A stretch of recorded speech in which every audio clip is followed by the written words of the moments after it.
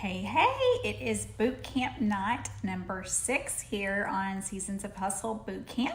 I'm excited to be with you here tonight. Before we hop into tonight's content, I just wanted to give a quick thank you to all of you who have been sending me private messages and text and even Marco Polo videos, saying what you love about the content in Bootcamp so far.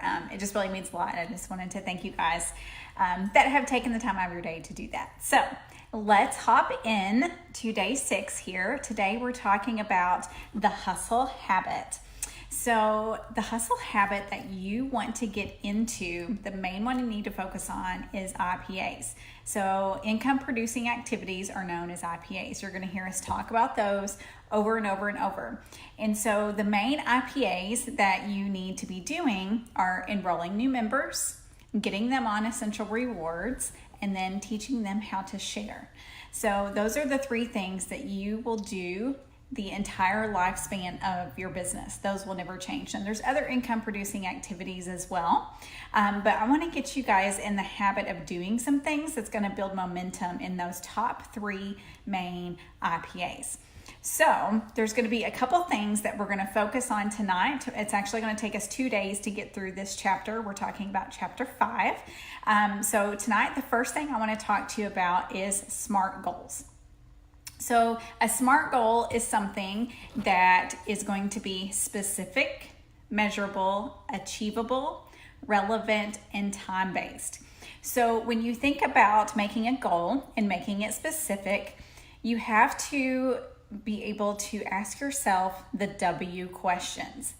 Why do you want to accomplish this goal? Why is the goal important to you? Who's involved in this goal? We can't get to Diamond on our own. Where is it located? So is this something that you're going to do from your home?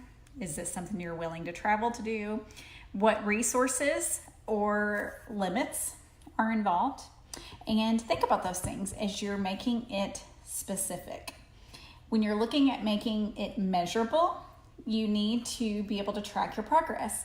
So yesterday when we were talking about the stats tracker, you're tracking your progress. So you're seeing those numbers. So let's say that you are basing your goal 6 months from now. If you're looking at your numbers, you can measure that out to see if that goal is obtainable in measurements. And that's going to help keep you excited, and it's going to help you make sure that it's a goal that can be achieved. So when you're thinking about measure, think about the hows. How much, how many, how will you know when it's accomplished, how much more OGV do you need, how much new members do you need? So start thinking about those H questions. Now, achievable. Let's talk about that. Your goal has to be realistic and obtainable to be successful. In other words, it should stress your abilities, but should still remain possible. So if you are a senior star that has 3,600 OGB every month, you're only 400 away from executive. So that's not really stretching yourself if that is your goal for a 6-month time frame. So you would want to stretch yourself to maybe, I want 6,000 OGV in this time frame or something like that. So I hope you understand the difference there.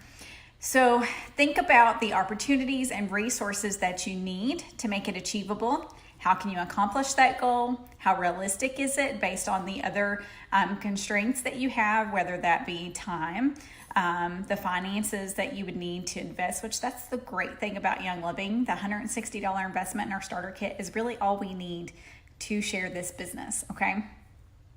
Now let's talk about relevance. So this step in making your goal is to ensure that it really matters to you and that you're doing it for you and it aligns with all the other goals that you have in your life. We all need support and assistance to get to our end goal. It's important not to take control over them though. So make sure that your plan drives everyone forward, but you are the only one responsible for achieving your own goal. So yes, we work as a team, but you have to have a strong relevance for yourself. And so you need to make sure that you can answer yes to these questions. Does this seem worthwhile? Is this the right time? Does this match my other efforts and needs for my family? Am I the right person to reach this goal? So I hope all of you can say yes to all of those things as you're going through your SMART goals. Number 5, the T in SMART is time-based or time-bound. And so you have to have a target date on your goals. I can sit here and say, yep, I want to be a diamond. How am I going to achieve that if I don't give myself the time? So I have set the goal for myself that I want to be a diamond by 2020. My original goal was 2019, but that's before I decided to write the book, and we got a lot of hours cut with me in. I decided I wanted to spend less hours working and more time with my family. I'm still hustling my business, but I decided it was time to not work 40 plus hours a week. I learned those lessons as I was growing in this business. So the time for me has changed, which is fine, because I think it's an achievable goal. And if I hit it before then, awesome. But as a red personality, a lot of times I felt like I pushed myself too hard. So I'm trying to do my goal for Diamond different than I did my other goals. So when you're thinking about your time-based goals, ask your questions. When? What can I do 6 months from now? What can I do 6 weeks from now? And what can I do today to help me reach that goal? So are you making a 3-month goal, a 6-month goal, a 9-month goal, a 12-month goal, 1 to 2 year goal, 4-year goal? If you're just starting out and you're reading the 4-year career, you're going to make a goal for the end of that 4 years. So I would love for you all to share your SMART goals after you've had time to think about it. This shouldn't be something that you should just be able to toss in the comments in the first 10 minutes tonight. You should be able to just sit down, write these out, really go through those tips. We talk about SMART goals in the book as well, so there's some material in there. Okay, so the next one we're going to talk about, I think you all are going to laugh at me at first, okay? Those of you that already read the chapter in this book are going to know what I'm talking about. But next we're going to talk about eating the frog. Yes, you heard me right. We're talking about eating frogs, not literal ones though. So Mark Twain said once that if the first thing you have to do every morning is to eat a live frog, you could go throughout the day knowing with satisfaction that you've done the worst thing possible already and your day couldn't get any worse, right? So let's talk about how this relates to our Young Living business. Okay, there's a lot of times there's things we need to do to grow our business, and they're kind of like that frog staring us in the face, and we don't really want to do it. So guess what? We procrastinate and we don't do it. And so we're going to learn to eat the frogs. Okay, so I did a training with some of my team earlier this year when we implemented eating the frog, and we had an accountability group, and we all got on Marco Polo in a group, and each day we woke up and we ate our frog and we got on Marco Polo, and we was like, okay, this is the frog I just ate and it felt so good. And you wouldn't believe the success those people saw in people hosting events, coming to events, OGB growth enrollments, all those things. But what happens if you have 2 frogs? What if there's 2 things you need to do that day and you're like, oh, I don't know which frog to eat first? So here's the tip for that. You are going to eat the ugliest frog first. So whichever one is the worst one to you, you're going to do that one first, okay? I'm hoping some of you are laughing at me at this point. So if you have to eat a live frog at all, it doesn't pay to sit around and look at it, okay? The key to reaching high levels of performance and productivity is develop a lifelong habit of tackling your major task first thing in the morning. If you develop this routine of eating your frog before you do anything else, you really won't take too much time to think about it when it becomes a habit. This habit is well adopted by so many successful CEOs. I consider it an essential part of leadership, and those people who eat their frogs first are going to accomplish great things. So here's a tip.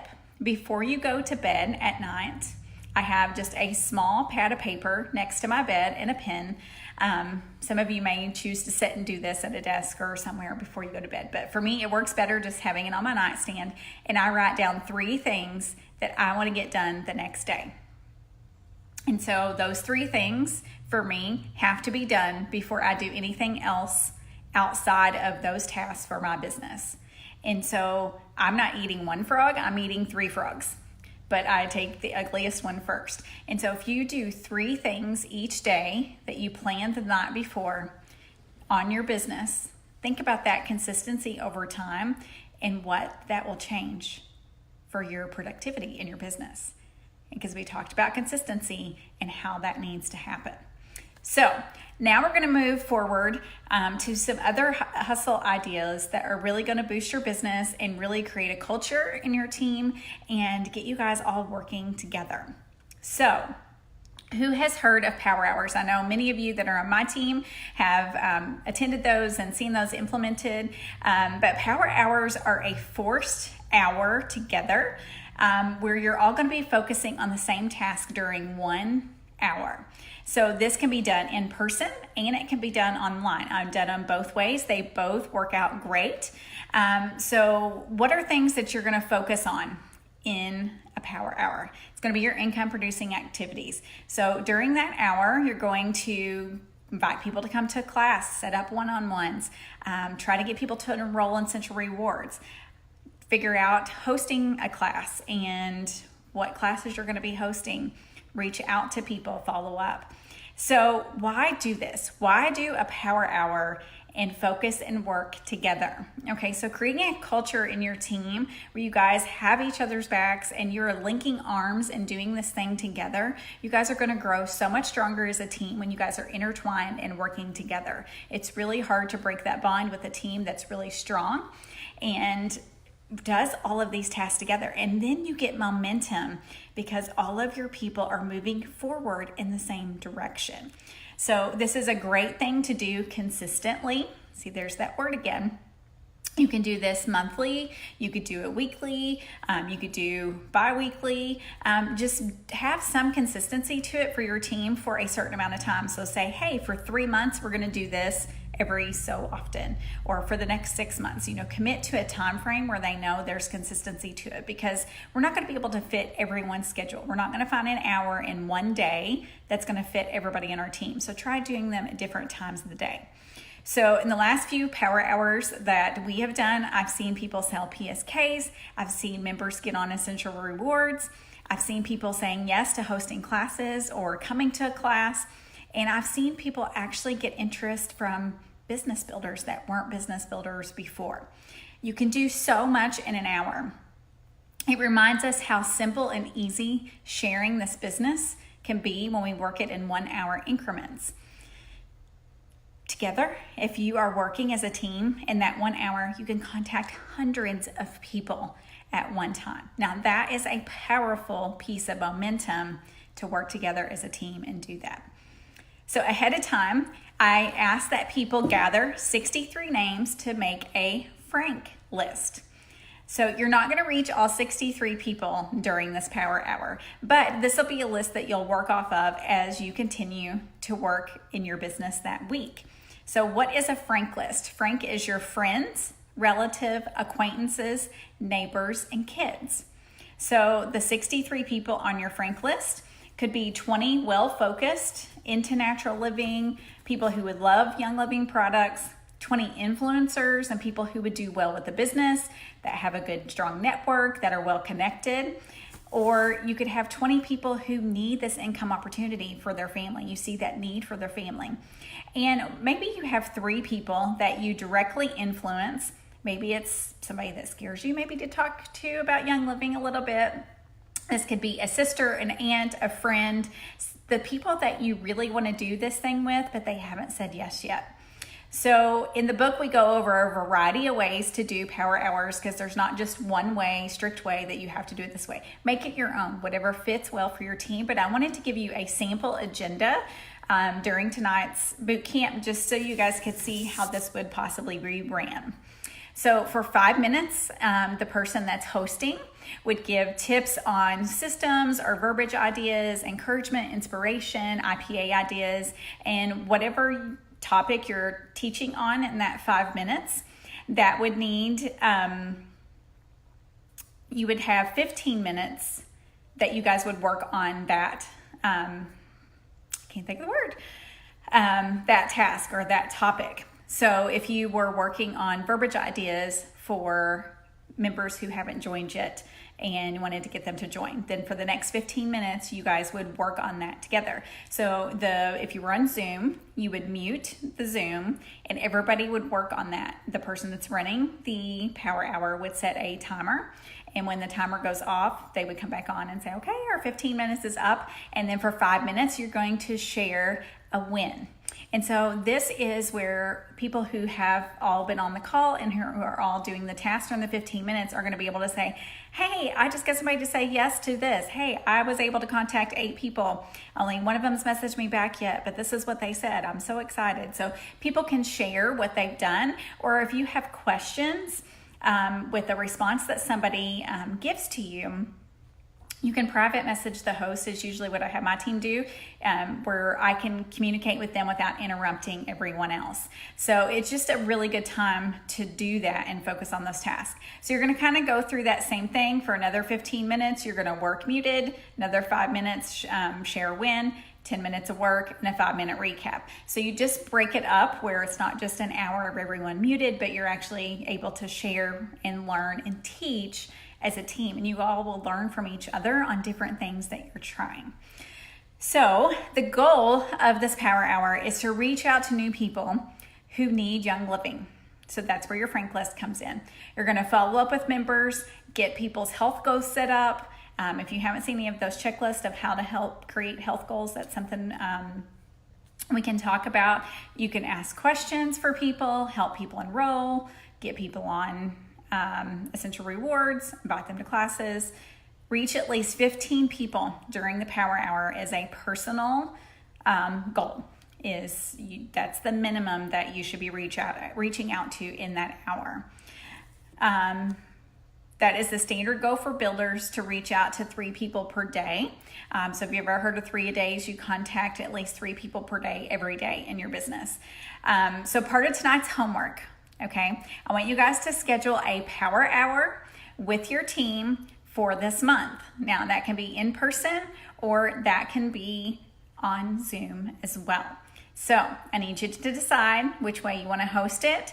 You need to plan it and you need to get it implemented. And then you guys are going to come back after you've hosted those. Well, actually, I want you to comment when you're scheduling them. And then after you've had them, I want you to come back and tell us the amazing results that you've had from power hours and how often you're going to implement them. Because I guarantee you, once you host one yourself and experience it for your team, you're going to be like, I want to do this all the time, because it rocks the socks off of your business, okay?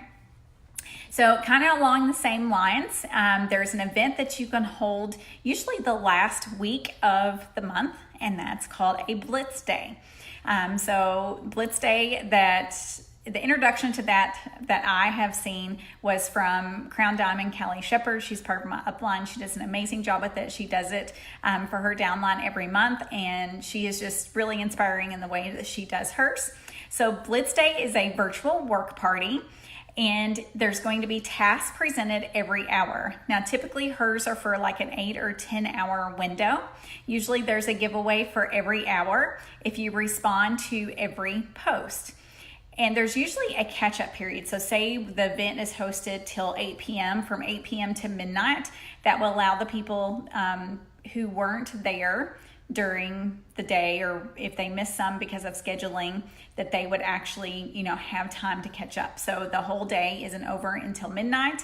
And then usually there is a grand prize giveaway. Now these giveaways can be small things. It could be a book, a small resource, a pamphlet, an oil you got in a promo.